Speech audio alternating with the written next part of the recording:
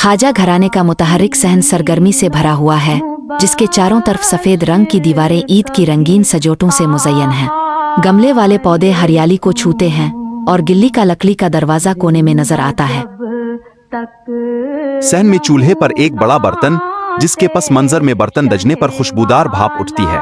भूरी और सफेद गाय सहन के कोने में घबराहट के साथ चलती है। इसकी बड़ी बड़ी तासुराती आंखें रवा मंजर को स्कैन कर रही है।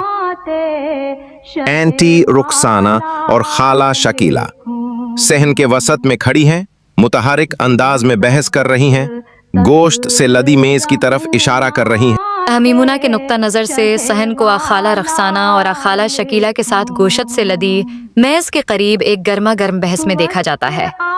अंकल लतीफ़ मेज़ के करीब खड़े हैं, कपड़े के थैले में गोश्त का एक टुकड़ा चुपके से इधर उधर देखते हुए एहतियात से देख रहे हैं। वाइनकल लतीफ के हाथ का एक क्लोज अप जब वो गोश्त को कपड़े के थैले में भरते हैं, गोश्त और कपड़े की साखत वाज़ेह तौर पर दिखाई दे रही है। छोटा और हमजा गरे जमीन पर गोश्त के थैले के करीब कर्ज करता है, तजस्सुस से इसकी तरफ झुक रहा है जब वो हड्डी के साथ गोश्त के टुकड़े का जायजा ले रहा है। हमजा गरे के हाथ में हड्डी के साथ गोश्त का टुकड़ा गोश्त की साखत और तफसीलात को जाहिर करता है। पड़ोसियों का एक गरुआ लकड़ी के दरवाजे के बाहर खड़ा है, अंदर की अफरातफरी से बेखबर आपस में बातें कर रहा है।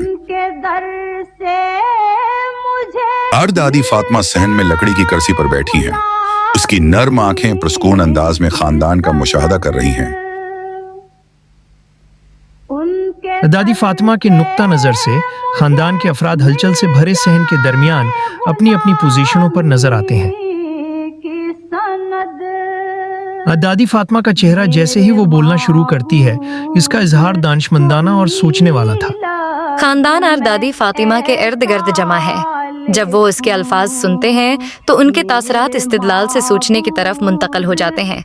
आखाला रखसाना और आखाला शकीला एक नज़र का तबादला कर रहे हैं। उनके तासरात नर्म हो रहे हैं क्योंकि वो आज दादी फातिमा के अल्फाज पर गौर कर रहे हैं।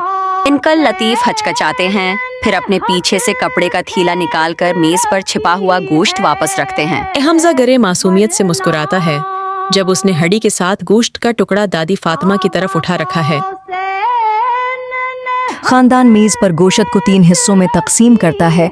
उनकी नक्ल व हरकत पुरस्कून और तावन पर मबनी है, इत्तिहाद की अलामत है।